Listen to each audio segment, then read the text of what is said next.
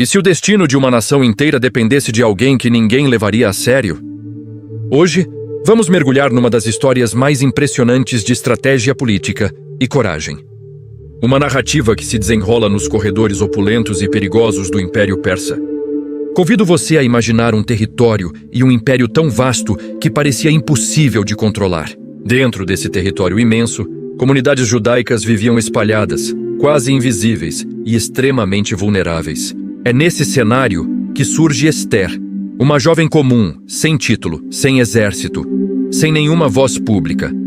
Sua história não começa com ambição ou um plano grandioso, mas com uma sequência de eventos tão improváveis que a colocam no centro do poder. Enquanto o Império Persa se move como um tabuleiro de xadrez gigante, com decisões tomadas em salões luxuosos. Ameaças silenciosas começam a se formar nas sombras. Nesse momento, Esther ainda é vista por todos apenas como uma peça decorativa, uma rainha bonita. Mas o perigo já está em movimento e o jogo político está prestes a revelar que até o menor dos peões pode alterar o curso da história. Do outro lado do tabuleiro surge um vilão consumido pelo orgulho e pelo ódio, Amã. Sua ascensão na corte persa é meteórica e com ela cresce uma obsessão perigosa. Tudo começa com Mardoqueu, um homem judeu que se recusa a se curvar diante dele. Esse desprezo pessoal de Amã se transforma em algo muito maior, um plano irracional e devastador. Em vez de punir apenas um homem, ele decide que vai exterminar um povo inteiro. E aqui a história fica ainda mais sombria. O plano de Amã não é um ataque de fúria descontrolado. É um decreto frio, legal, meticulosamente registrado. Ele se utiliza da própria burocracia do Império Persa para legitimar um genocídio. A morte é institucionalizada com tinta e um selo real. Para quem está dentro do sistema, parece um ato administrativo inevitável. Mas para quem está do lado de fora, é o fim anunciado. Mardoqueu, tio de Esther, ao saber do decreto, rasga suas vestes em desespero. Ele entende que não há mais para onde correr. Sua súplica a Esther não é apenas um pedido de ajuda. É um ultimato silencioso. Agir significa arriscar a própria vida. Ficar em silêncio significa desaparecer junto com seu povo. Ele a lembra com uma frase que ecoa através dos séculos. Quem sabe se não foi para um momento como este que você chegou à posição de rainha? A hesitação de Esther é um dos pontos mais humanos e cruciais da história. Aproximar-se do rei sem ser chamada era um ato punível com a morte imediata. A lei era clara. Qualquer um, até mesmo a rainha, que entrasse na presença do rei sem um convite, poderia ser executado na hora, a menos que ele estendesse seu cetro de ouro. Esther jejua, reflete e finalmente compreende algo fundamental. Sua posição não é um acaso, é uma oportunidade única. Sua vida já está em risco de qualquer maneira, mas ela não age por impulso. Em vez de confrontar o poder de forma direta, gritando e acusando, ela escolhe o caminho mais perigoso e, ao mesmo tempo, mais inteligente. Ela decide usar a própria cultura da corte a seu favor. Sua estratégia? Banquetes. Os banquetes que Esther organiza não são celebrações vazias. São armadilhas cuidadosamente montadas.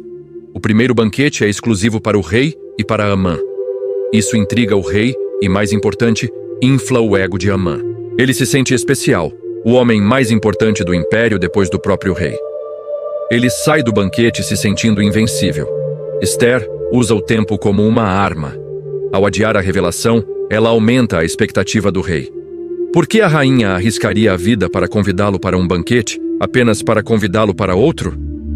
A curiosidade do rei cresce, tornando-o mais receptivo.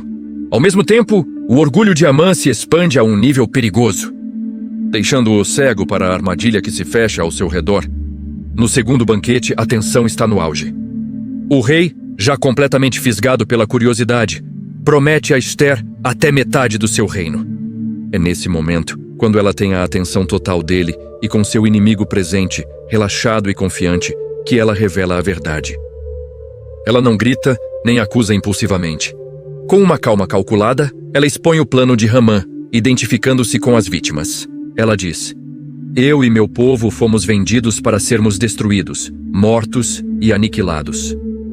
A revelação é um choque. O rei, furioso, percebe que foi manipulado. seu homem de confiança planejou o assassinato da sua própria rainha. Em questão de instantes, o caçador se torna a caça. A queda de Haman é rápida e brutal. Se torna um retrato claro de como o poder pode se inverter num piscar de olhos. A mesma forca que Amã havia construído para Mardoqueu se torna o seu próprio destino. O equilíbrio político do império é redefinido ali mesmo, naquela sala. No lugar do inimigo, Mardoqueu é elevado. Ele não recebe uma posição simbólica. Ele se torna o segundo homem mais poderoso do império e uma peça estratégica fundamental.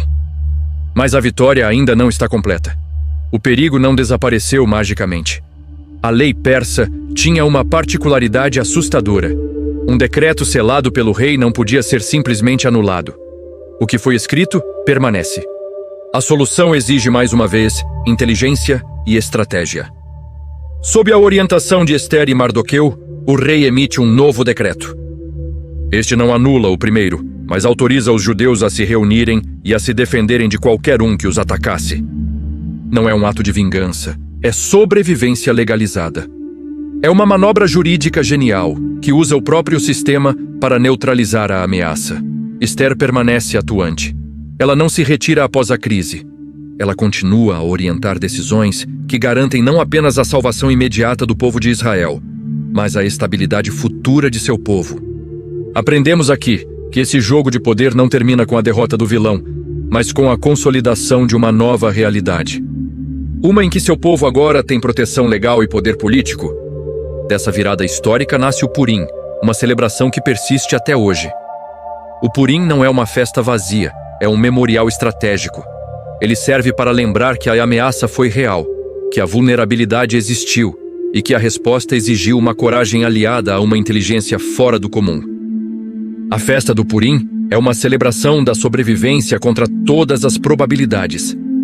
A história de Ester, no final das contas, é um manual silencioso sobre influência, timing e ação consciente em ambientes hostis.